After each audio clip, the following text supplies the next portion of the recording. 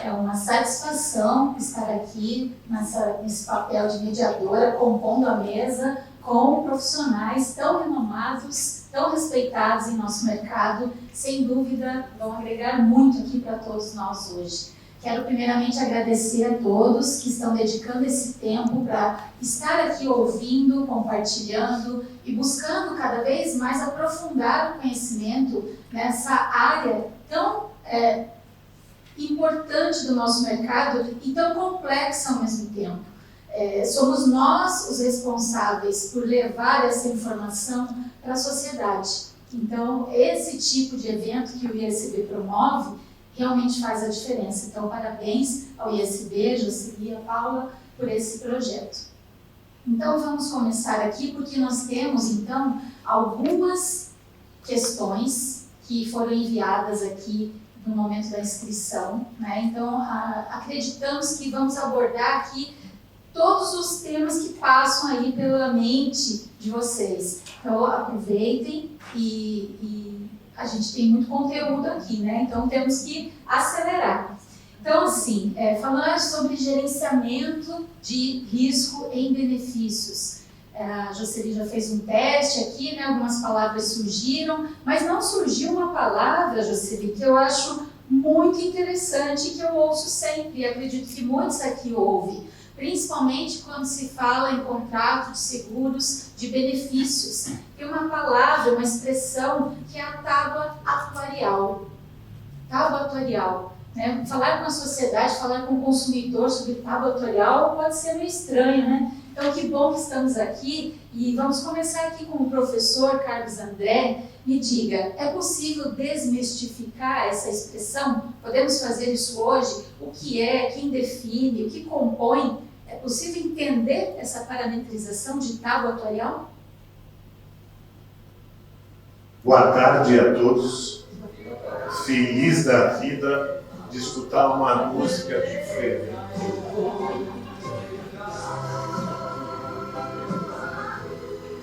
Tem interferência. Tábua atuarial. Suíça.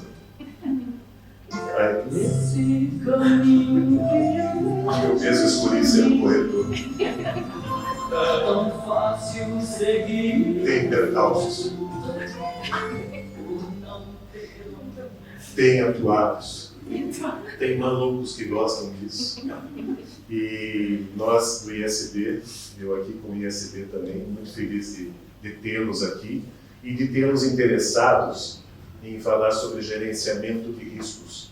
E quando falamos de gerenciamento de riscos na área de benefícios, parece um pouco novo para muita gente, mas ele é bastante antigo. E aí, como qualquer maluco beleza aí, uma provocação que me fizeram pelo jeito, e eu vou falar sobre o cometa Halley. Mudar um pouco de assunto. O cometa Halley tem esse nome por causa de um matemático da época. E esse matemático, ele viveu há 300 anos atrás, no século XVII. E lá por 1643, acho que isso, ele disse assim, nós temos que ter um cálculo para entender quanto tempo vivem as pessoas. E qual que era, na verdade, a ferramenta que eles tinham na época? Dados matemáticos, mas que eram muito poucos, e baseava-se, para a gente falar assim, como professor, como fui apresentado, como se a gente pegasse uma população de 1000 pessoas e fosse anotando a cada ano quantas morriam. Então, com 1 ano morreram tantos, com 2 anos morreram mais tantos, com 3. Enfim, aquele cara que inventou a tábua atuarial, ele não viu o fim dela. Né? Provavelmente deva ter morrido antes. E assim começou a coleta de dados para que a gente pudesse entender a sobrevida, a sobrevivência ou a morte, né? Porque nós temos aí as tábuas de mortalidade e as tábuas de sobrevivência, conforme se quer olhar. Alguma, eu vou parar de falar, senão a Sandra vai me bater, porque a toalha é ela. E nós entramos aí, efetivamente, numa situação que foram as primeiras ferramentas de gerenciamento de riscos. E eu, como professor da escola na área de gerenciamento de riscos, aí o Sérgio está aqui, que de repente vai depois pincelar junto comigo, nós explicamos aí que a partir de 2008 a gente tem umas ferramentas um pouco mais sólidas quando a gente fala em ISO 31000. E eu sempre digo que a ISO 31000 ela é a ISO das ISOs, né? Quem tem todas elas provavelmente está muito perto de ter a 31000, que é a ISO que trata efetivamente do gerenciamento de riscos. E essas ferramentas, a ISO 31000, ela foi formada não por estudos científicos, ela foi formada por experiências. E essas experiências foram trazidas e foram sendo montados formas de trabalho para que a gente consiga evitar o quê? Os riscos. Felipe, você consegue colocar a tela ainda da nuvem de palavras? Para que a gente evite riscos. E o que é evitar riscos na nossa vida? É conseguirmos atingir. E aí a gente fala da nossa vida, a gente fala de corporações, a gente fala de empresas. Conseguirmos atingir os nossos objetivos. Então, se nós gerenciamos riscos, é sinal de que a gente está fazendo o possível para que a gente atinja o nosso objetivo. E quando a gente fala de tábuas atuariais que vão ser aplicadas dentro das seguradoras, enfim, são números que vão expressar taxas, que vão expressar um prêmio para o segurado, mas também uma segurança para a seguradora, para a instituição. As pessoas colocaram aqui tranquilidade, segurança, prevenção, cuidado. O Sérgio colocou, quer ver? Vou achar aqui, rating, ranking, score. Só pode ter sido você. Gestão, proteção, solução, gerenciamento de riscos, é tudo isso. E nós temos as ferramentas que são ferramentas da gestão, do gerenciamento de riscos, e as grandes ferramentas que são as ferramentas mais técnicas, que são as tábuas atuariais. Então, eu já dei boas-vindas a todos vocês, e dou boas-vindas também ao Sérgio, à Sandra, e a essa menina linda que está aqui do meu lado, que vai coordenar toda essa nossa programação, né, Lu? Tá fácil, né? Tá bem fácil. Eu perguntei para desmistificar, para simplificar. Foi ótimo. Então eu vou pedir para o Sérgio continuar nos ajudando, porque a nossa missão aqui é realmente compreender e levar essa informação aos leigos, né? A nossa sociedade que precisa saber o porquê das coisas. Obrigado. Bom, boa tarde a todos. Estamos aqui de novo com vocês. Eu acho que vocês sabem o prazer que eu tenho de estar aqui em Curitiba, né? Nesse bairro, já falei da outra vez. E o que é legal dessa história? Quando ele fala da tábua, né, mortalidades, nascimentos, ele está falando do quê? Do nosso passado, né, da nossa memória. E quando você coloca esse aspecto de bases de dados, a estatística ela é baseada também em relações com as suas estruturas de registro, processamento. Estatística tem três fases, né? Registro, processamento e projeções futuras, quer dizer, aquilo que eu estou vendo à frente. O risco está lá na frente. Então, o gerenciamento de risco ele não consegue nem se orientar se não tiver uma boa estruturação dos seus registros. Isso vai para qualquer atividade. Se eu quero projetar alguma coisa, eu preciso ter os meus dados iniciais. Eu processo esses dados. Isso é condição necessária, mas insuficiente. Aquela história de vamos fazer a matriz de risco. Ok, você tirou a foto do negócio. E aí? Aí é que começam as coisas. A pessoa diz, entrega a matriz e está feito. Não, não está não. Você começou a mapear e detalhe, você tirou uma foto do passado, assim como você tem aquelas tábuas na mão que o atuário vai transformar em algo que faz sentido para o negócio. Então, qual é o passo inicial? Os dados, né? Uma boa qualidade para criar o quê? Nosso rating, porque é uma informação que está no passado, ela é morta. São amostras. Amostras, quando estão vivas, podem te contaminar. Elas não podem estar vivas, tem que estar mortas. Né? Isso vale para qualquer coisa, inclusive na biologia, né, professor? Então, mortas, a gente vai lá, trata isso, ela projeta isso no futuro, então ela ranqueia, né, e cria uma coisa depois chamada score, que é a combinação entre o rating, o ranking, o rating, e ela cria o score. Ela mistura entre o que é o qualitativo, apesar de estar baseado em números e bases de dados, mas que estão mortos. Por isso ela tem uma impressão, ela pode necessariamente aqueles dados se repetirem no futuro. Qual é a chance? E ela vai dizer para vocês, qual é a chance dessa base de dados, dessas informações, aqueles mesmos fenômenos, com aquelas mesmas características se repetirem à frente? Qual é a chance disso acontecer? Né? Quando ela trabalha isso, é o que ela está fazendo na projeção. A partir dos parâmetros que nós negociamos hoje, quer dizer, como é que a gente monta a carteira, como é que está a demanda para aquele produto, qual é o perfil de clientes, como é que está a nossa rede de distribuição de produtos para poder chegar naquele cliente que tem perfil para a nossa carteira. Quer dizer, todo esse arranjo, ela vai fazer um ranking. Então, ela vai, aí é só número. É só número. Ela transforma aquilo em números qualificados. E ela projeta no futuro aquilo que é o nosso plano de negócio. Ele está com score, são nossas metas, nossos objetivos e nossos riscos. Quando eu vou gerenciar risco, eu tenho que olhar lá na frente. Mas só posso olhar lá se eu tiver boa base. Deu para entender o mecanismo? Porque é este conceito que margeia, inclusive, que esse é o nosso tema aqui, nos detalhes, nos meandros de cada fase. Que a gente só está querendo colocar todo mundo na mesma página para a gente avançar sobre esse tema. Eu acho que ficou mais ou menos claro porque eu coloquei aquelas 3 palavrinhas lá, né? A ideia é ter bases de dados, trabalhados qualitativamente, organizados, depois quantificar isso com gente muito competente, projetar isso e aí todos vocês se envolvem. Por quê? Porque todo mundo vai ter que fazer aquilo virar negócio, que é o que interessa para todo mundo. Certo? Obrigado. Ai. O que é que eu vou falar agora, gente? Vocês viram que eles falaram tudo já? Então eu posso ir, né, Juscelina? Não. Todos pensaram? Não. Boa tarde, pessoas. Olha, muito feliz de estar aqui com vocês hoje.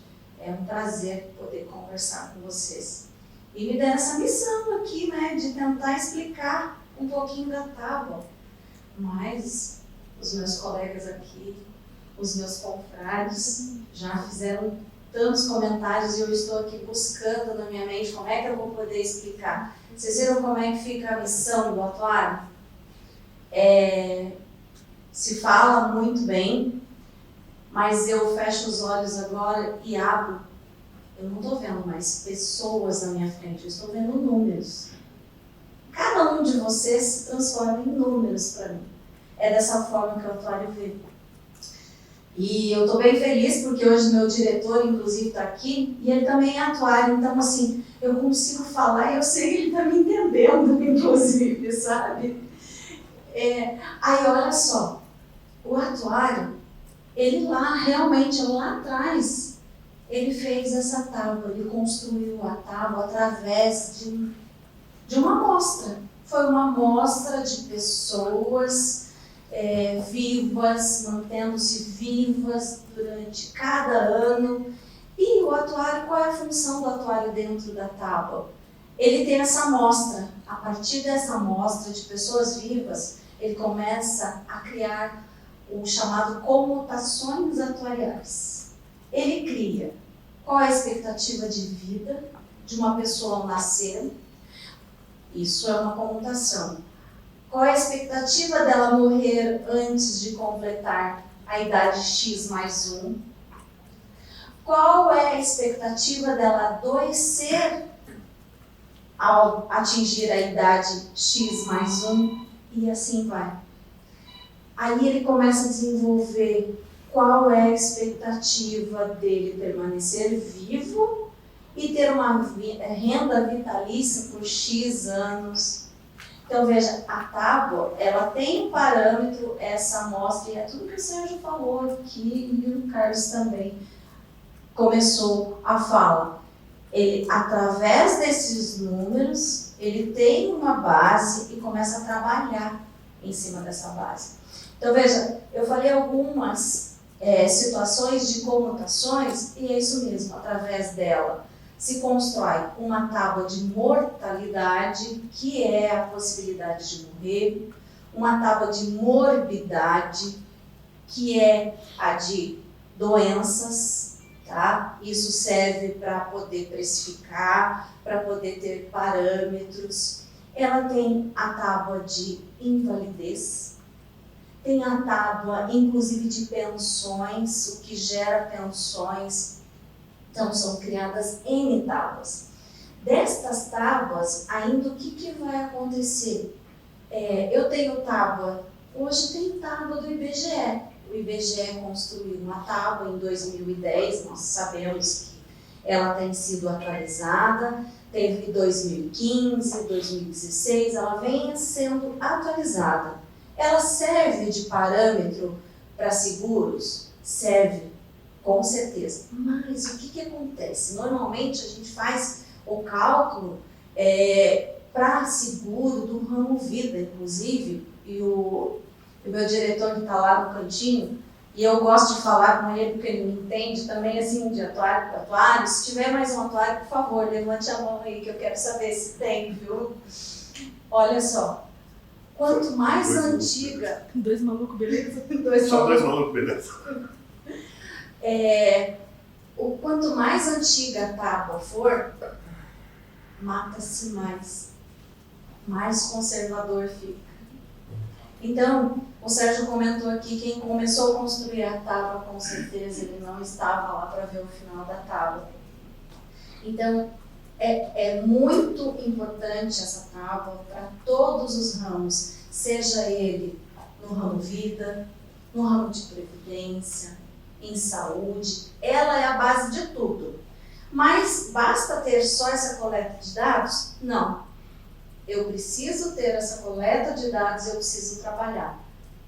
Como o Sérgio citou, eu preciso ter essa amostra de dados, poder trabalhar com ela, analisar ela, tratar ela, para daí depois chegar no produto final, que é o risco que as companhias seguradoras, que o mercado, que saúde, previdência, capitalização, tudo isso aí, ó, está enfrentando. Eu preciso trabalhar e tratar elas. Nossa, eu vou entregar aqui, senão ela vai tomar de mim, né? Jamais. Como tomar de vocês? Estamos todos hipnotizados aqui, né? Com tanto conteúdo, de uma forma tão clara. Muito obrigada, Sandra. Realmente você trouxe, junto com o Carlos André, complicou um pouco. Então, todo esse conteúdo que vocês conseguiram elucidar. Então, agora, com essa discussão já aquecida, vamos abordar, de fato, o gerenciamento de risco, né? Gerenciamento de risco existe, sim, seguro de benefícios. E a gente tem vários fatores, né, Sandra, que são questionados aqui no nosso dia a dia. Como gerenciar um risco, né? Essa precificação, ela é em base só da sinistralidade, né? A volatilidade da carteira, dos contratos, o pool de risco influencia nisso, o mutualismo, cabe. Então, que você discorra um pouquinho para nós sobre isso, né? Esse gerenciamento de risco e seguro de benefícios passa especificamente por quais situações pilares? Amanhã, responda quem puder. O que irá me acontecer? O meu destino será como Deus quiser. Como será? Essa é a missão do atuário, né? Tem que adivinhar o amanhã? É mais ou menos isso, né? Tem que adivinhar o amanhã. É muito interessante, eu achei interessantíssima essa pergunta, porque ela está totalmente relacionada. Então, quer dizer que se nós temos uma tábua de mortalidade, eu vou trabalhar em cima dessa amostra e está tudo resolvido? Não. Não, eu preciso de dados constantemente, eu preciso atualizar esses dados constantemente. Nós falamos há pouco da tábua, vamos pensar agora nesse momento recente que passamos aí, pandemia.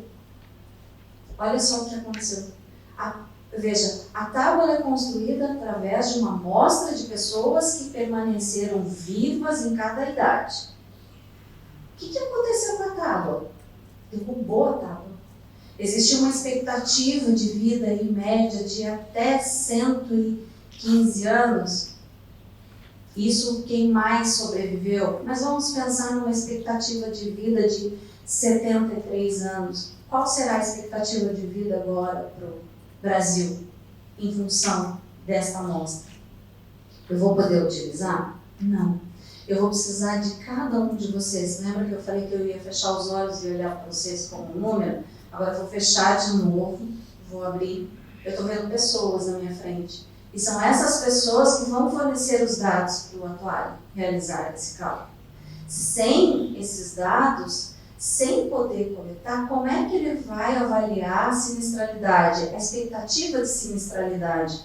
Como que ele vai fornecer dados para vocês para poder enfrentar esse risco aí exposto se ele não tiver dados? Então, através de uma amostra que vocês fornecem para o mercado atuarial, ele consegue avaliar o perfil dessa massa que está exposta, ele consegue avaliar o ramo e o risco que está exposto, a qualidade desses dados, tratar esses dados para poder chegar num produto final esperado por vocês. Senão, ele não consegue fazer nada. Ele realmente, sem os dados, eu não consigo. A sinistralidade, normalmente a gente tem, assim, como atuária, muito, o mercado se cobra, né? Cobra da gente, assim, qual vai ser a minha sinistralidade daqui a um ano? Né? Como será o amanhã? Então, eu vou pegar o dado passado, vou analisar ele, vou colocar ele, vou projetar para um período lá na frente, para o ano que vem, para daqui 2 anos, trago ele a valor presente e, através de métodos atuariais consagrados, eu chego e vou dizer assim, a tua sinistralidade vai ser X e a probabilidade disso acontecer é de 99%, 95%. Existe aí uma margem de erro, né? Não é margem de erro que a gente coloca. Existe sim a probabilidade de ocorrer um risco. Só que esse risco, se ele for bem mapeado, se ele for bem colocado, alocado dentro da matriz de risco que o Sérgio citou, eu vou poder tratar ele. E isso não vai ter um impacto tão grande lá na frente. Nós tivemos aí um período de pandemia, foi uma situação atípica, como atuária jamais imaginei, e eu acho que como atuária, mas como ser humano, jamais imaginei viver uma situação da qual nós enfrentamos. Mas isso tudo agora, qual é o impacto? E se vocês lembrarem, no começo da pandemia, muito se falava, qual vai ser o impacto? Qual é o impacto? E era isso que a gente ouvia. Vinha-se pergunta, qual é o impacto dessa pandemia? Eu não sei, né? Qual foi a última vez que aconteceu uma pandemia no mundo? Lá atrás, mas agora nós estamos com um outro cenário. Como que eu vou colocar? Sandra, me diz qual é o impacto dessa pandemia. Eu ainda não sei, porque eu ainda não recebi o dado com qualidade para poder avaliar tudo isso. Eu acho que é por aí, né, Rosângela? Sérgio vai nos ajudar. Bem, pessoal, então vocês viram aí que o finalzinho do que ela falou é bastante sensível. E nós não conversamos esse assunto nas nossas reuniões. A gente prometeu que não seria polêmico. Mas eu me obrigo a ser. Sei que está sendo gravado, então cuidado. tem uma pandemia. Só de falar a palavra, parece que o pessoal começa a se arrepiar, cair da cadeira. E eu acho que é esse um dos problemas, Sandra. A nossa memória ela não é muito boa para coisas ruins. Vocês sabiam? A gente é seletivo. A gente prefere lembrar das coisas boas. E a gente esquece das coisas ruins porque é da nossa natureza querer sobreviver. A gente faz besteiras, esquece, a gente vê coisas ruins, a gente esquece e as coisas boas ficam guardando, né? O que acontece? Você continua com apetite ao risco. Você quer mais e mais. A gente é viciado em felicidade. Esse é um problema, né? Isso é um problema contemporâneo. Então, as tapas de hoje, a Sandra depois pode confirmar, elas estão deturpadas por uma percepção. A gente captura informações que contaminam esses dados. Qual é a consequência disso? No primeiro momento, então, o que é pandemia? Vocês sabem o que a palavra significa? Simples.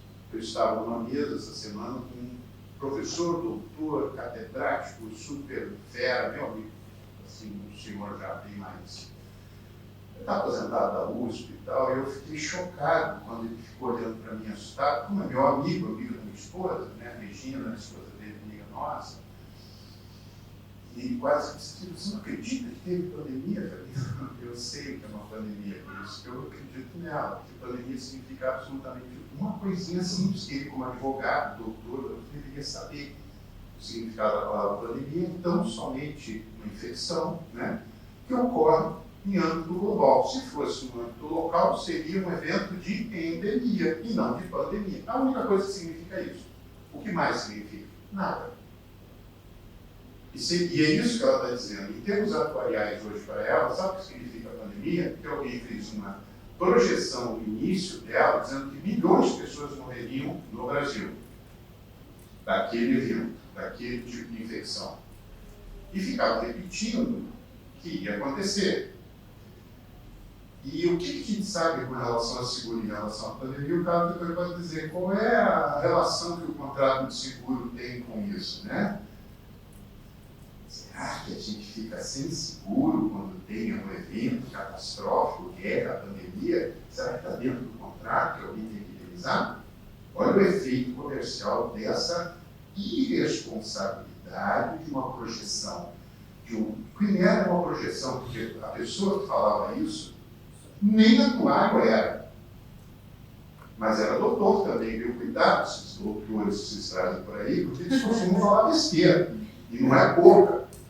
Né? Então, essas figuras doutoradas começam a falar na sua autoridade desqualificada sobre um assunto que desconhecem, né? Que doutor é generalista, né? Mestre é especialista. Então, começa a falar um monte de coisas. Qual é o efeito efetivo no nosso negócio? Ele trouxe uma sinistralidade que ainda não tinha ocorrido a valor presente. É isso que aconteceu. Sabe aqueles números, aqueles dados, aquelas contas? Pega tudo aquilo e joga fora. Sabe o que aconteceu? O negócio ficou caro. No final, o cabo é isso. O que foi bom? Aumentou a demanda, todo mundo querendo comprar e ninguém querendo vender. Né? A seguradora, peraí, não posso? Mas todo mundo querendo comprar, estava uma festa. Foi um festival. E sabe o que é mais gostoso nesse festival? Depois que a gente descobriu, e ela já está descobrindo, mas eu não vou contar esse assunto dela, mas eu sei que já está acontecendo, é que aquela avaliação que caracteriza um grande evento de catástrofe, até agora não apareceu naquela coisa. Ela continua exatamente igual, como se nada tivesse acontecido. Mas o efeito sobre o valor da carteira foi explosivo. Todo mundo ganhou dinheiro, todo mundo ficou muito louco. Mas o que é bom para nós? Vamos pegar o lado bom dessa história. Tá fácil vender seguro aí? Não tá bonito? Tá todo mundo querendo comprar e tá caro pra caramba. Não ficou bacana para todo mundo? Que tal a próxima pandemia para a gente ganhar dinheiro de novo? É triste dizer isso, as pessoas não morreram, desculpe, morreu dentro da mente. E houveram, sim, tivemos situações de pandemia muito recentes. E vou dizer só duas que todo mundo passou aqui, sem exceção. Tivemos HIV, há 30 anos atrás, que também foi um show, que todo mundo ia morrer disso, né? E assim também como teve a H1N1. Esta sim teve impacto. Essa teve impacto porque ela pode contar bem qual foi o impacto real, que houve variação atuarial na tábua. Então, esse é um problema, pessoal. Vocês entendem o que é gerenciamento de risco? Gerenciamento de risco muitas vezes é gritar para todo mundo, vai pegar fogo e depois sair dentro do seguro de incêndio sem que o fogo tivesse nem começado. Isso não é gerenciamento de risco, né? Eu acho que isso é ganhar dinheiro com uma expectativa de risco. Então, quando a gente quer falar do futuro, a gente tem que ter um grau de responsabilidade com a qualidade do que você fala, até porque não há compromisso, você não tem o dado ainda, com a quantidade que isso tem. Mas como a qualidade tem um efeito emocional maior, vocês compram mais rápido. É assim que se vende, todo mundo que vende seguro sabe como é que é emocional. Ninguém compra, olha, possibilidade de você morrer. Não, você vai morrer amanhã, compra aí. Aí o cara compra, é impacto, é fechamento. Então, essa percepção que as pessoas têm que entender, a combinação técnica que se faz, ela trabalha tecnicamente, mas o negócio seguro tem muito de composição emocional numa base extremamente racional. Só que a gente está o tempo todo, sabe para que serve essa base racional, né? Para viabilizar os negócios ao longo do tempo. O emocional quebra as coisas. Então, este equilíbrio é o que nós temos que buscar na cadeia produtiva do seguro. A gente ainda está amadurecendo, mas esse é o assunto para frente. O que é o amadurecimento da nossa carteira, da nossa atividade como gerenciadores, porque todos nós somos gerenciadores de risco na cadeia produtiva do seguro. Mas tem que se gerenciar em benefício dela, não só dessa expectativa de ganhar dinheiro rápido, porque também está causando outro sinistro que não estava previsto. E esse está impactando outra carteira. As pessoas estão apavoradas, elas estão doentes mentalmente. E a parte do benefício para atender essas pessoas que estão hoje precisando de atendimento psicológico não tem disponibilidade. Muita gente deixou de se tratar de doenças que precisavam ser tratadas durante a pandemia por pavor que iriam morrer, e agora está dando sinistro. E não é pequeno. Então tem consequência, as irresponsabilidades têm consequências. E a gente fica sempre cheio de dedinhos para tratar desse assunto e dizendo, oh, principalmente, porque quem ganhou dinheiro ganhou, quem morreu não vai contar essa história, vai ser dado lá na tábua, literalmente. Certo?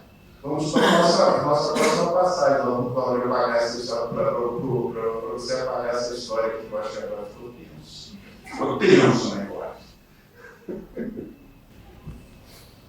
Muito legal você complementar a fala do Sérgio agora, porque eu vejo aqui a expectativa, a realidade e que tudo muda.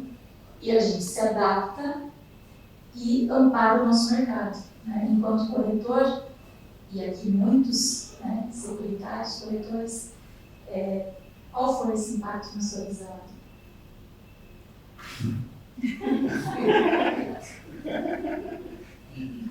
O louco, eu vou mudar aqui um pouquinho. A música não é a minha, a música é a dele. Então, é o louco, a técnica. Deixa eu voltar a ser só professor.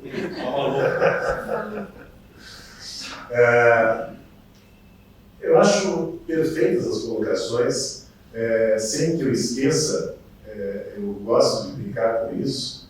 A gente trouxe, desta vez, um bacalhau inteiro, né? Então, o bacalhau tem cabeça, porque atuário, a gente só escuta dizer que existe, mas nunca viu, né? Que nem cabeça de bacalhau. E nós temos dois dentro dessa sala hoje. Eles fazem parte indissociável das áreas de subscrição das seguradoras, né? São importantíssimos. As tábuas que a gente vem aqui falando, enfim, a gente pode chamar de tábuas da salvação. né? Porque são estudos muito profundos e que dão embasamento matemático muito grande, e a gente ficou aqui pasmado de escutar a Sandra dizendo que ela consegue prever para daqui a um ano uma margem de erro, um desvio muito pequeno. Então imagine colocar essas informações na mão de uma seguradora. Aí quando o Sérgio fala, olha, há conhecimento para sabermos o que vai acontecer. E a Sandra comentou que sim, há conhecimento. Então, essas variações de mercado, essas situações que a gente encontra, matematicamente, elas estão, de certa forma, estudadas, elas viraram a taxa, que por fim viram o prêmio do seguro, onde a gente adiciona aí os impostos e as despesas administrativas. Mas eu entro agora numa outra seara, saindo um pouco das áreas técnicas que aqui falaram. Quando a gente fala de gerenciamento de riscos na área de benefícios, e o Sérgio colocou isso de uma forma muito interessante, o que as pessoas estavam fazendo, como é que elas estavam se portando.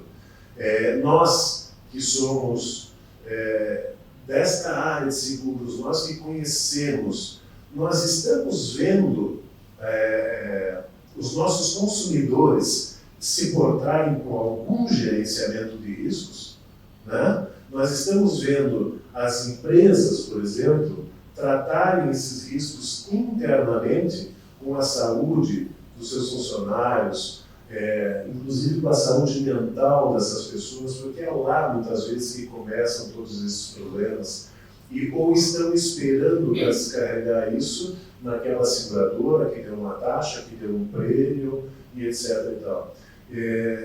Também nas minhas aulas, lá na Revolução Industrial, enfim, os funcionários eles eram obrigados a trabalhar sol a sol, né, ganhando muito pouco. Alguns países ainda aplicam esse tipo de situação, mas algumas empresas começaram a perceber que se eu descansasse um pouco mais os meus trabalhadores, desse um pouco mais de benefícios, a minha produtividade ela acabava sendo maior do que o meu concorrente, que exauria as forças daqueles funcionários. Então essas empresas elas começaram a fazer como lá atrás, na Revolução Industrial, no início do tratamento de riscos. E veio, que é o gerenciamento de riscos que a gente conhece hoje, uma das bases, a relação da pessoa, né? Então, o trato e a tratativa com as pessoas, e essas experiências, elas começaram a redundar em mais produtividade, e essas empresas começaram a se sobressair. O que hoje a gente vê com benefícios não é só entregar o seguro de vida, não é só entregar um seguro de vida ou previdência, mas é entregar e ensinar. Então, acho que as partes têm que fazer cada uma a sua vez. As empresas fornecer bons produtos, muito bem embasados, mas a contrapartida daquelas empresas que muitos de vocês conhecem, que dizem assim, hoje eu contrato um seguro de vida e se ficar caro eu já troco para outro, porque o mercado me aceita em outro lugar. Então, será que o mercado está aculturado? Será que nós temos que trabalhar muito mais para isso? E eu acho que uma das missões do Instituto de Seguros e Benefícios do Brasil é, de fato, através dessas reuniões, através desses comparecimentos, enfim, a gente poder irradiar cada vez mais o que a gente vai aprofundando em pensamento e levando isso para fora, para a sociedade, para que todo mundo comece a aplicar cada vez melhor. Não vou me alongar mais e vou passar de volta aqui para a nossa discussão. Perfeito, a responsabilidade é de todos. E nesse gancho do Carlos André, do Dr. Sérgio, também falou-se muito no primeiro opinião de valor, gerenciamento e property, sobre cadeia produtiva. São todas as partes citadas um pouco pelo Carlos André que são envolvidas nesses contratos. E o papel, né, do gerenciamento de risco que cada uma deve exercer e o que isso impacta nos resultados quando não exercida, né?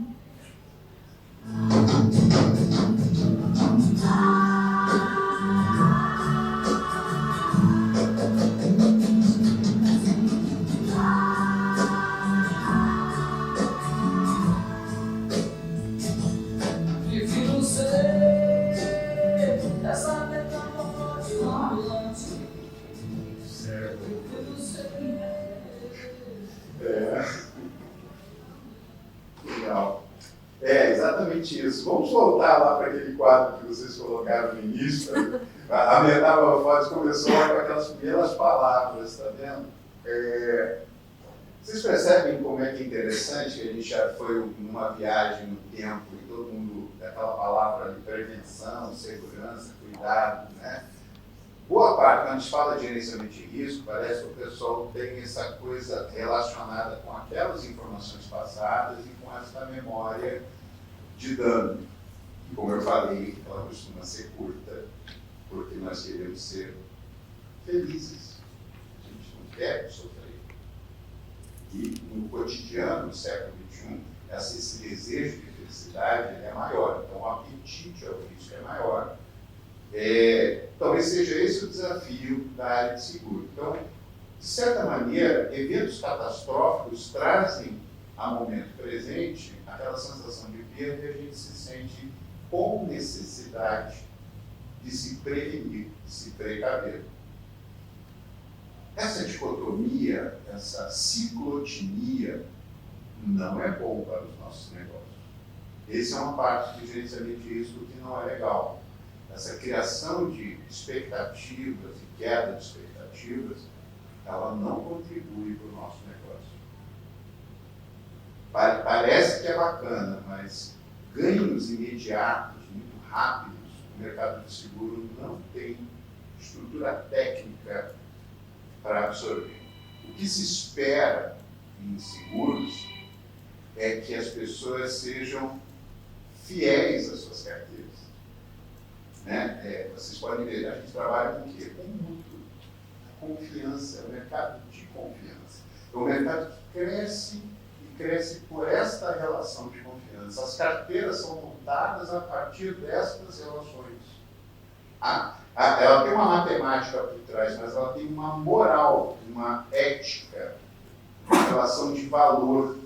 E nós sempre procuramos aí, a gente vai olhar essas palavras. Olha, isso tem a ver com que eu não quero que se repita isso no futuro. Mas, na verdade, a percepção de risco, quando a gente está no meio de um evento catastrófico, vamos sair da crise. Ou a gente é medido pela capacidade de se reformular a partir daquele dano. Segura isso. Eu me preparei para esse momento, eu tenho a minha pólice para me proteger deste evento catastrófico. Essa é a pergunta que, quando a gente fala de prevenção, cuidado e a expectativa de perda. Então, se trabalharmos o risco, o gerenciamento de risco em cada momento, tem uma perspectiva. E essa perspectiva, se já percebeu, se vocês olharem, tem muito de números, porque é isso que pagam as contas. Mas ela tem muito mais do emocional e afetivo. Então, o risco é composto por probabilidade e impacto, não é isso? Vocês viram que a parte de frequência e probabilidade, ela é algo que não nos afeta emocionalmente. A gente não é capaz de absorver isso. Quando a gente fala de impacto, é imediato. Aliás, o preço é dado muito mais pelo impacto que pela frequência. E gerenciamento de risco, ele está preocupado com a frequência mais do que o impacto, porque o impacto já está precificado. Normalmente no seguro, o impacto está precificado. Por que gerenciamento de risco é difícil? Porque ele está muito mais intensificado, a contribuição maior que ele pode dar está na frequência, está na probabilidade, está na relação que a gente percebe aqui que ela flutua. O o impacto já está precificado. Para qualquer um, para qualquer tipo, para fazer hedge, para fazer seguro, fazer qualquer coisa. O impacto já está medido, já está precificado. Valor de ação sempre vai estar precificado. Então, o gerenciamento de risco tem essa questão que parece que a gente está sempre correndo para corrigir algo. É uma maneira de olhar. E o meu desafio, aí é o meu desafio de metamorfose ambulante, é provocar em vocês o sentimento que a gente pode mudar essa perspectiva mais de maneiras positivas do que de maneiras negativas. O gerenciamento de risco pode ser algo que, de fato, projete modelos de negócios que sejam mais rentáveis e sustentáveis ao longo do tempo. Se eu falei naquela passagem anterior de que tem efeitos, informações que não se confirmam, que se cria uma expectativa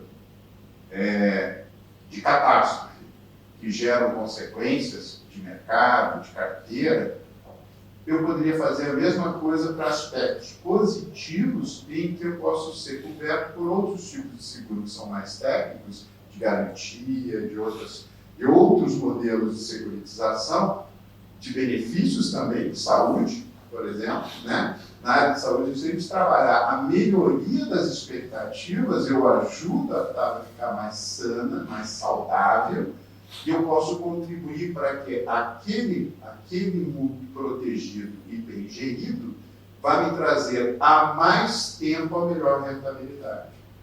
Esse é o primeiro. Segundo, que tenho responsabilidade na cadeia inteira. Todos são responsáveis para trazer o melhor risco para o negócio. E não fazer a seleção adversa, não é trazer o pior para o negócio. E deixar com que a falta de confiança nesse processo, ela é um problema grave para nós, né?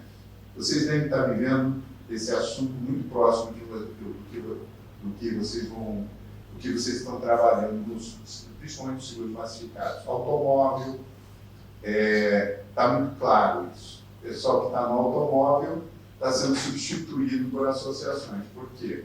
O preço não corresponde às pessoas que fazem proteção veicular, só reclamam muito, mas são pessoas que querem ter um seguro, só não tem um preço para pagar.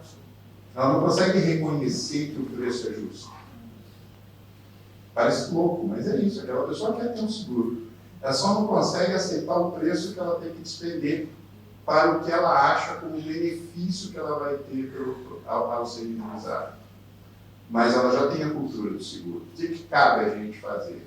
Fazê-la perceber que estar num ambiente que não gera confiança pode trazer mais prejuízo. Isso é um péssimo gerenciamento de risco.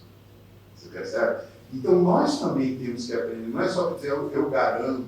A gente sabe que não dá para garantir certas coisas encotadas, até porque a gente não conhece a dinâmica da regulação dos sinistros. Às vezes tem coisas que até a gente é passado para trás, né? As pessoas sabem que tem gente que comete fraude, que nos enganam e tal. E vocês percebem, isso tem um efeito da fraude, também tem mais um efeito emocional do que impacto real em carteira. Se você parar para olhar, por quê? Porque não há falam de risco, mas na verdade não há governança muito sólida em carteiras. As pessoas têm que trabalhar melhor o gerenciamento ou da governança e não do risco. Da garantia de que os seus processos são consistentes para que não haja incidência, frequência de fraude, porque ela sempre vai haver. O que ela não pode ser tão frequente, principalmente no seguro que é mutualizado, porque nos grandes riscos é complicado, mas no mutualizado você consegue selecionar esse tipo de situação. E parece que esse apetite ao negócio ele é maior, muitas vezes, na nossa cadeia produtiva do que na preservação dessa relação de proteção das carteiras. A gente não confia, a sensação que eu tenho é que as pessoas não confiam muito no business, assim. Resgatar ou construir essa relação, reconstruir, porque eu acho que ela já teve um momento mais sólido quando livre, o pessoal estava muito acostumado e tal, e agora houve uma remodelação nesses últimos anos. Eu acho que reconstruir essa cadeia no formato que ela está agora, pós-IRB, pós-quebra do monopólio, é esse trabalho que nós estamos fazendo aqui. Vocês estão trabalhando aqui. nós e vocês, construir esses elos de confiança. Eu acho que falta essa construção. Gerenciamento de risco, como eu disse, tem uma parte de impacto e probabilidade. Boa parte do impacto, eu falei também que tem a ver com qualidade do que a gente acredita naquele impacto. É uma inferência. Eu jogo lá um número, eu quero isso. Depois eu vou trabalhando aproximações sucessivas até ter a modelagem, que é a visão de frequência ou de probabilidade. Então, essa percepção emocional que nós estamos construindo de relação, que eu acho que é um bom trabalho que o ISB está trabalhando aqui. A gente vai construir isso carteira a carteira. Algumas são mais fáceis, outras mais desafiadoras. Saúde é desafio. Né? Eu acho que na área de vida é uma oportunidade que nós temos hoje, dada a demanda desse produto. E aí eu vou deixar aí para você, Carlos. Será que o melhor gerenciamento de risco para a carteira de saúde é uma boa regulação? Acelerada?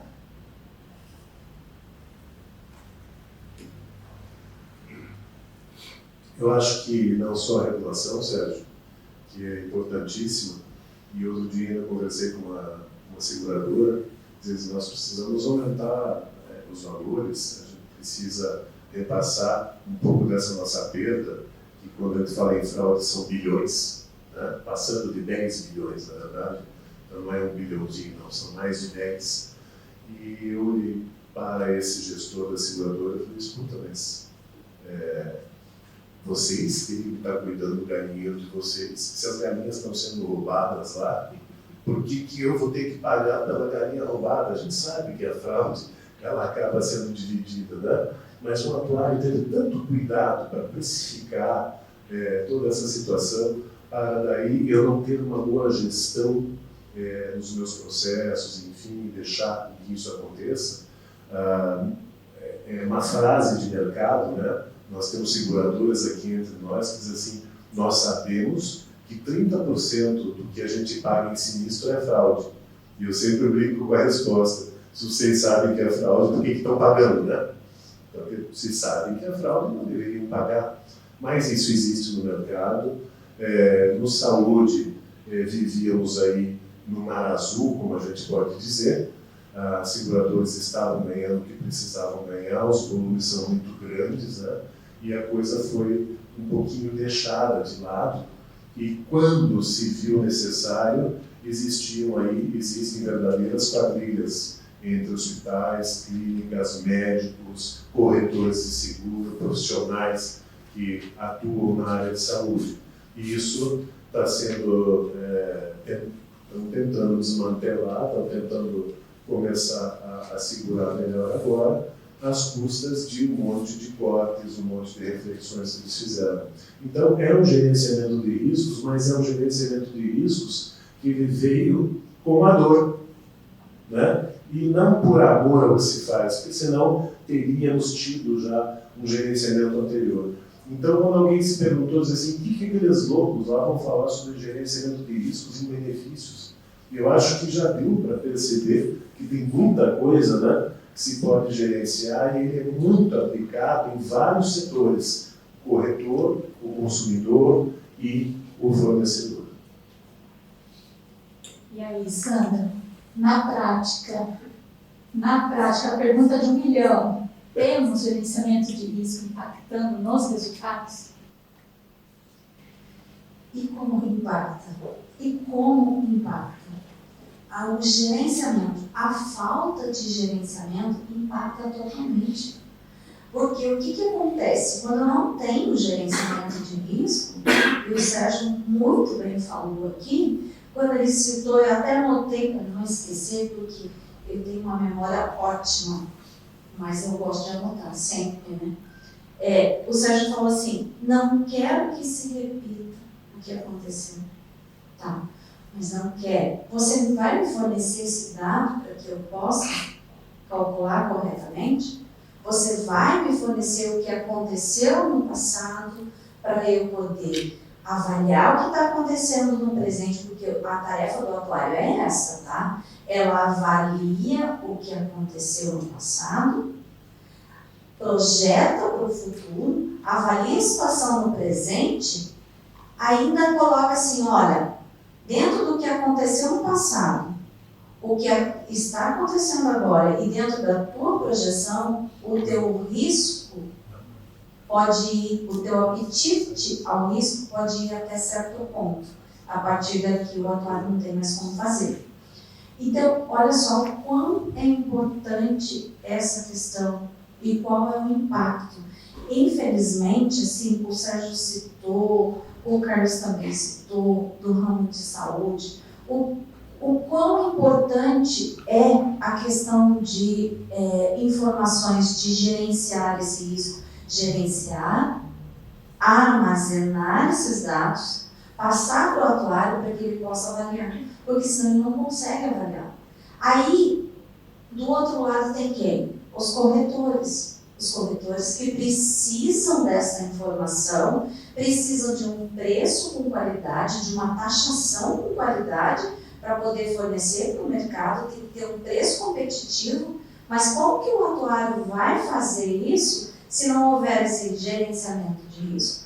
Então, quando o Sérgio cita assim, governança, gerenciamento, mas eu volto a falar, isso para mim, tudo faz sentido quando ele é transformado em números.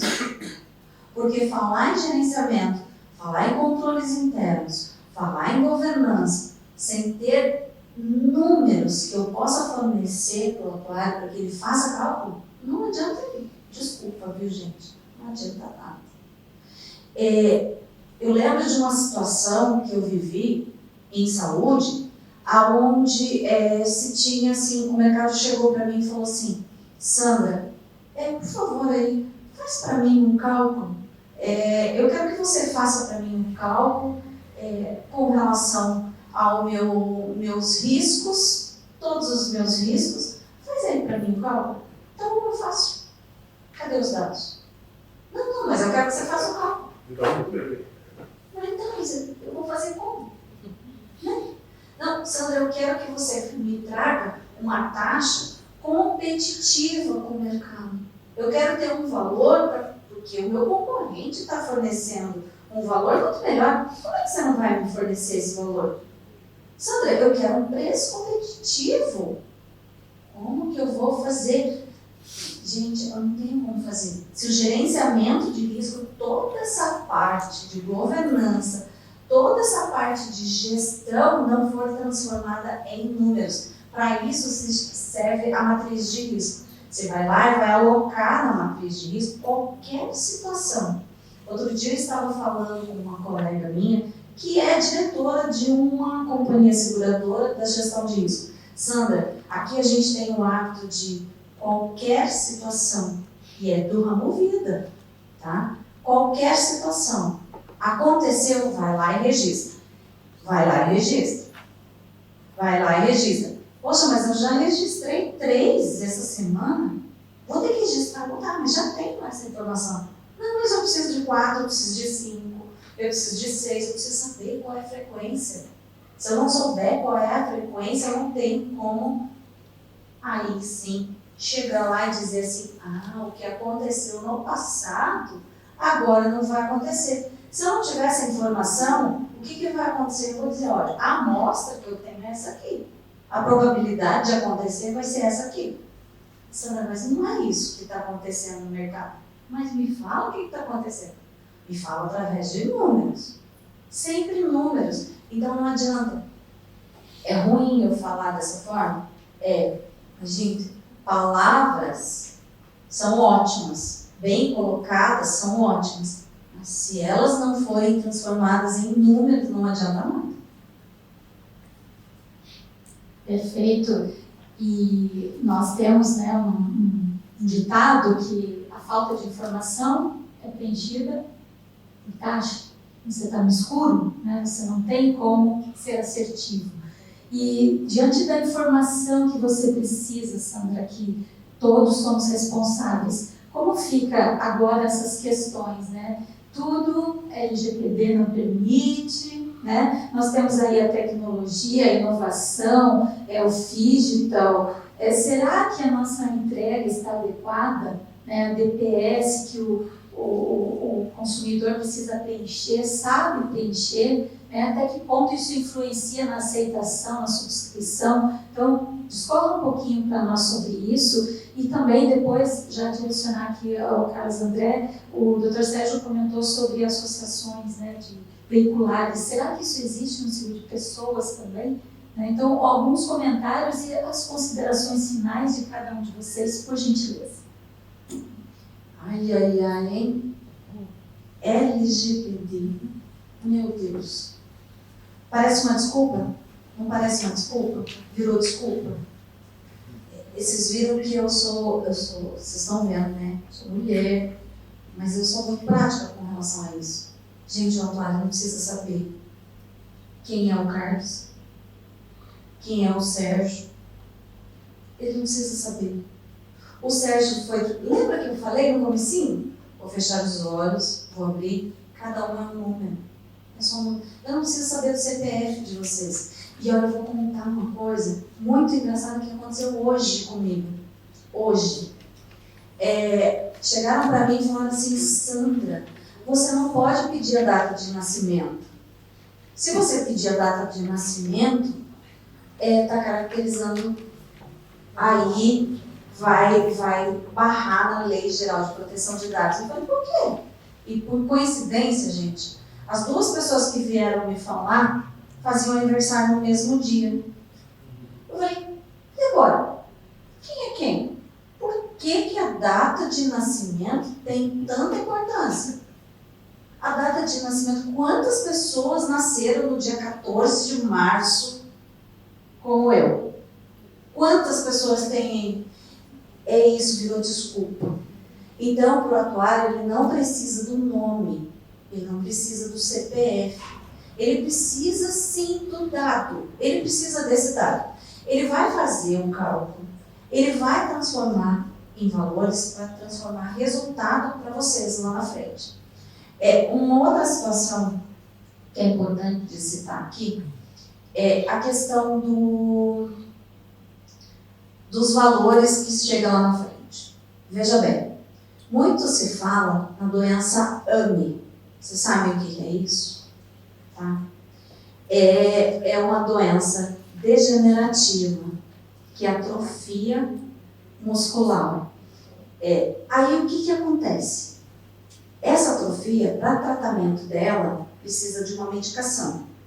Eu, Sandra, tenho um caso, eu estou citando um exemplo.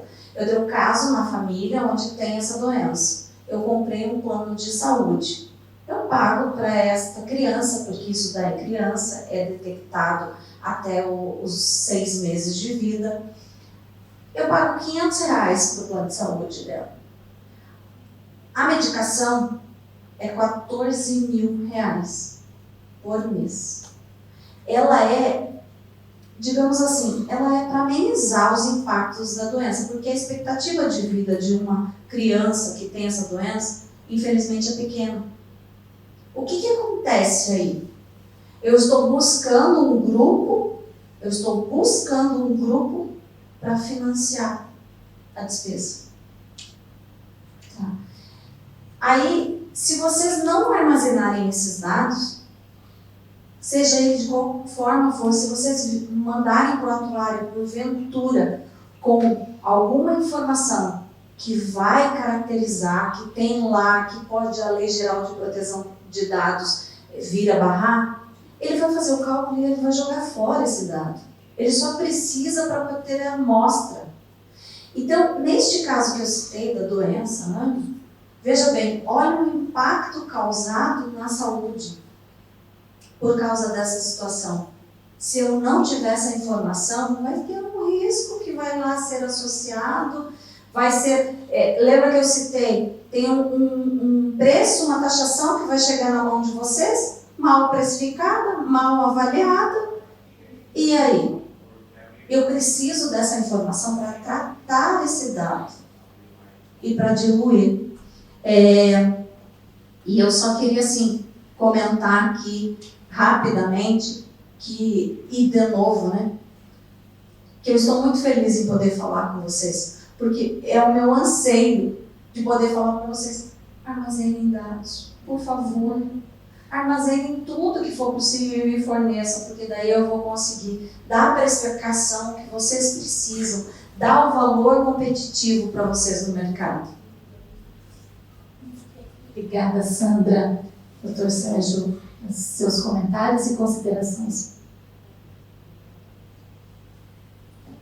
Bom, pessoal, vocês perceberam que é um desafio enorme a gente entender essa dinâmica do risco dentro da cadeia, né? E numa carteira de massificados um pouquinho mais, porque ela se confunde com uma governança, ela se confunde com uma visão de conformidade. Por quê? Porque a carteira de massificados tem por característica mapear esses riscos previamente e trazer valor presente. Quando a gente tem carteira de grandes riscos, ou com uma visão muito mais técnico, não pela atuarial, mas mais estatística, é mais fácil. E são dois mundos diferentes. Então, para quem é corretor, essa parte técnica, claro que não é só isso, pessoal, tem a questão administrativa do segurador, tem a questão regulatória no Brasil. Qual é o grande risco no Brasil? É a judicialização, é a parte do entorno, né? Da regulação, da regulamentação, da mudança de regra no meio do jogo. O benefício sofre bastante com isso. Há mudanças de regra. Aí volta-se para o atuário, quer dizer, quando ele fez o cálculo tinha uma regra, agora tem outra regra a ser cumprida. Então, o grande risco é que a gente chama de sistêmico. Existe um ambiente que traz mais risco e tem um preço. Ele tem um preço. A gente vai pagar. Se a gente quer diminuir trazer esses produtos para viabilizar a comercialização aos chamados preços aceitáveis, módicos, ou aquele percebido pelo cliente como que agregue o valor, que é outro desafio que não cabe aqui, ele quer pagar o menor preço e a maior cobertura, todo mundo compra assim. A pergunta é entender qual a percepção de risco que o cliente tem e quanto ele está disposto a pagar para transferir isso. Gerenciamento de risco de quem vende é isso, é entender o risco do cliente, entender a dor e dizer assim, está aqui a melhor cobertura para você. E quando houver o sinistro, saber regular rapidamente para poder sanar aquela dor rápido e ele renovar a sua compra. Já vai ter um acréscimo, né? Que a gente sabe, né? Você já carrega a tábua, né? O preço já vai junto. Mas esta percepção de gerenciamento de risco cabe não só para quem é técnico e tem os dados, mas quem está na ponta gerenciando a carteira. Vale também, talvez muitas vezes menos para a seguradora, porque ela está num ambiente em que ela controla a grande massa, quer dizer, ela trabalha com um negócio maior, né? Então, para ela, os riscos ela tem muito mais a ver com uma gestão do negócio, olhando menos para a questão, ela não está diante do cliente e ela está, de certa maneira, bem administrada, sabe? Pessoas sabem o que estão fazendo. Quando você está lidando com o cliente, ele não sabe o que ele está comprando. Então, para ele é uma surpresa. A seguradora sabe o que ela está lidando, então ela é mais fria nesse trato. Essas percepções, que cada elo da cadeia tem uma percepção diferente do que é isso, eu acho que o melhor benefício que se pode dar para quem está na ponta vendendo é entender essa dinâmica do risco, por isso que o tema foi trazido aqui, como saber, como gerenciar o risco aqui para benefício, tem que entender essa dinâmica. Entendendo essa dinâmica, a gente vai construir melhor relações comerciais, evitar concorrência desleal, poder trabalhar melhor as soluções, trazer bons riscos para o mútuo e gerenciar melhor os efeitos benéficos que ter benefícios distribuídos à sociedade podem trazer. Eu acho que a percepção da sociedade, apesar desse drama que foi terrível e é terrível, a pandemia ainda está na mente das pessoas, ela trouxe uma preocupação de todos com benefícios, com proteções, e isso, a gente tem que aproveitar esse momento também para conscientizar as pessoas das prevenções que devem ter e das boas proteções que elas devem contratar. Eu acho que é uma oportunidade única que a gente deve aproveitar com maturidade, ganhar maturidade. não ser oportunista, mas ganhar maturidade no negócio. E eu tenho certeza que é isso que está acontecendo, não tenho dúvida. As pessoas estão querendo saber mais sobre como cuidar e ter sustentabilidade nos seus negócios e na sua qualidade de vida, que é o que o benefício traz.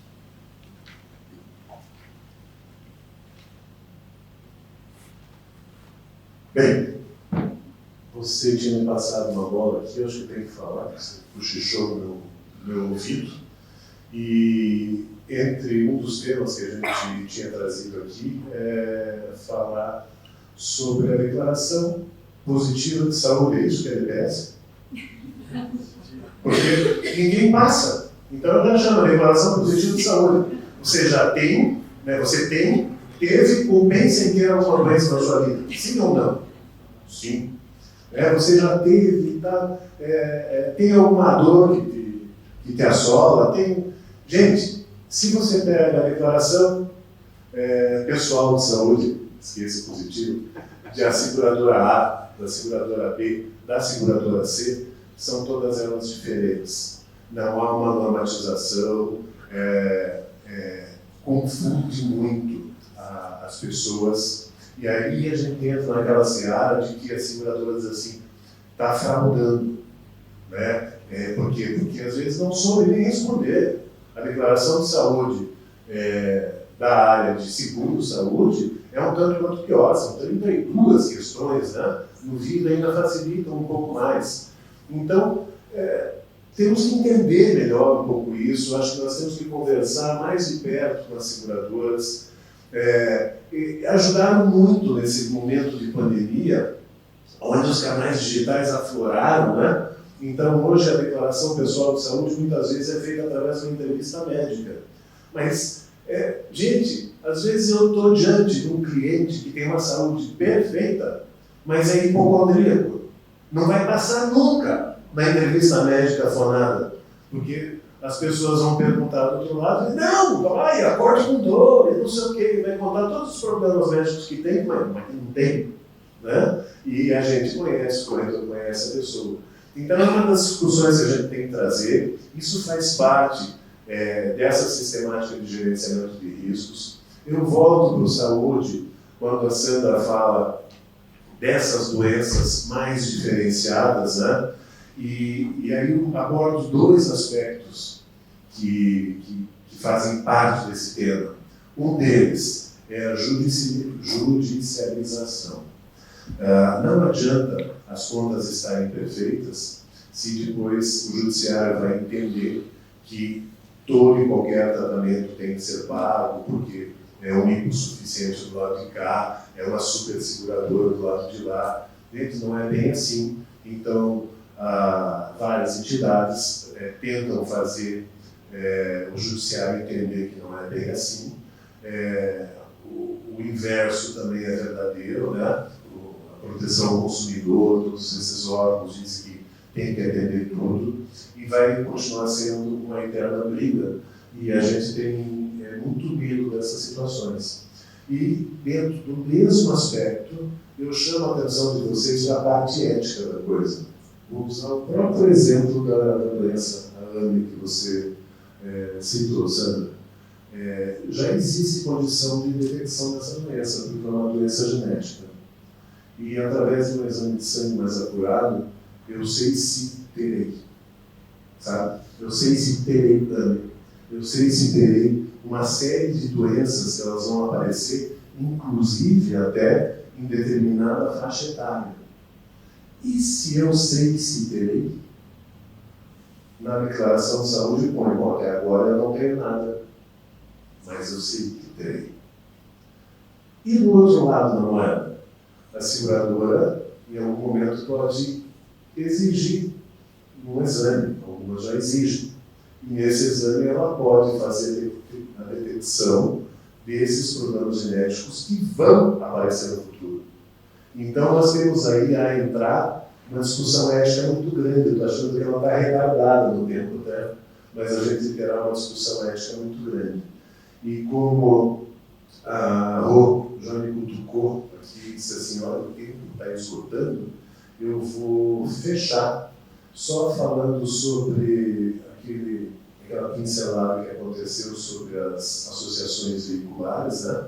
Elas entraram, Sérgio, ocupando espaço que não era ocupado pelas próprias seguradoras, ou seja, eu não quero carro rebaixado, não quero gente que tem problema no Serasa, não quero carro velho, não quero um monte de coisa, e elas foram surgindo assim, só que elas começaram a se aprofundar e fazer cada vez mais. Existem hoje situações aí que já estão vindo para a área de benefícios, né? Hoje, obrigatoriamente, a área de saúde tem que ter uma licença da sociedade, da ANS, né? Se não tiver, não pode operar. Já existem algumas operações meio fraudulentas, né, enganando a própria ANS. E isso vem acontecendo também no ramo vida.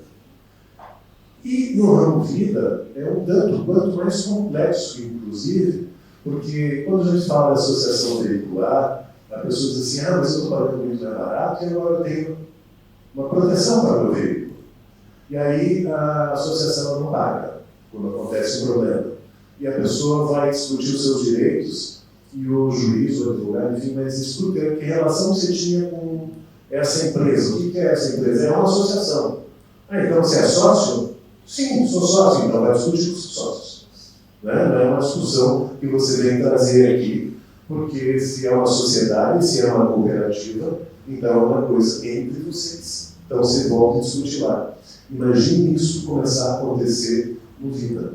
Então eles começam agora a invadir, através das convenções coletivas, com benefícios que são parecidos com o seguro, mas que não tem nada a ver com o seguro, né? E começa a ocupar alguns espaços, até porque, sem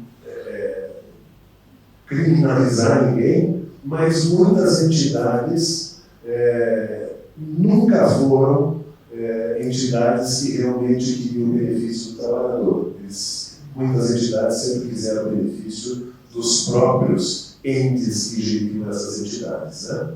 Então, eu acho que temos que ficar alerta e aí sim, nós temos que gerenciar esses riscos e temos que colocar essa luz amarela acesa para a gente começar a travar esse tipo de situação, porque senão os nossos clientes, a nossa sociedade consumidora vai pensar, o seguro não presta. Mas como assim o seguro não presta? É que eu contratei ali com uma associação veicular de Minas Gerais, não é seguro? Não pagou o seguro de vida. Mas onde é que você tinha? Pela convenção. Mas que convenção é essa? É que foi imposta lá por uma empresa, mas era seguradora? Não era seguradora. Então, a gente costuma ver misturar essas informações e isso deprecia demais o nosso mercado e o mercado segurador. Então, eu encerro a minha fala agradecendo a todos.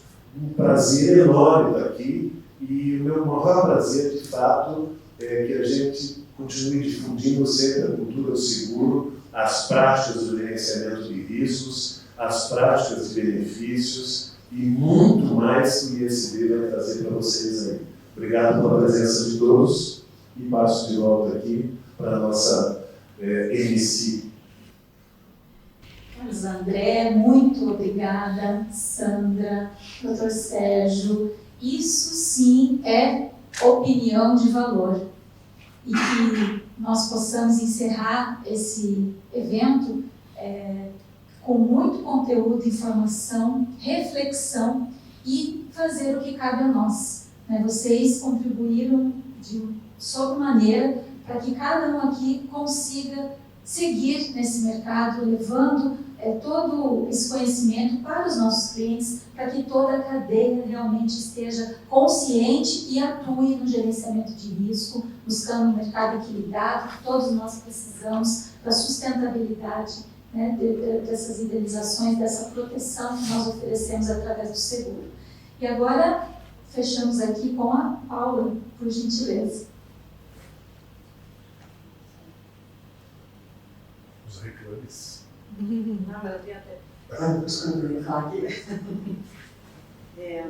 Bom, na verdade, né, tem que finalizar, mas eu queria reforçar rapidamente, sei que o tempo está curto, mas eu anotei algumas coisinhas aqui, ó, que eu acho que é legal, que vocês falaram, tanto o Dr. Sérgio, a Sandra, Rosângela, o Carlos André, que seriam, digamos, os conselhos e a nossa lição de casa, tá? Eu não vou assim, citar exatamente quem falou, mas eu acho que vocês vão, né, lembrar desses comentários, acho que é importante a gente reforçar. Nós temos que realmente entender a dinâmica dos riscos, trazer com isso resultados benéficos, ganhar maturidade e não ser oportunista, pensar em sustentabilidade.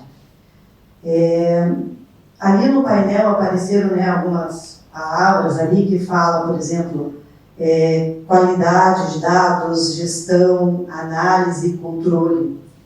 E é bem interessante que foi falado muito nisso. Coletar, armazenar, gerenciar dados, avaliar os dados, repassar esses dados através do corretor, em números, né? Eles não atrapalham, eles ajudam a construirmos juntos. E isso realmente evita que isso vire taxa, vire custo.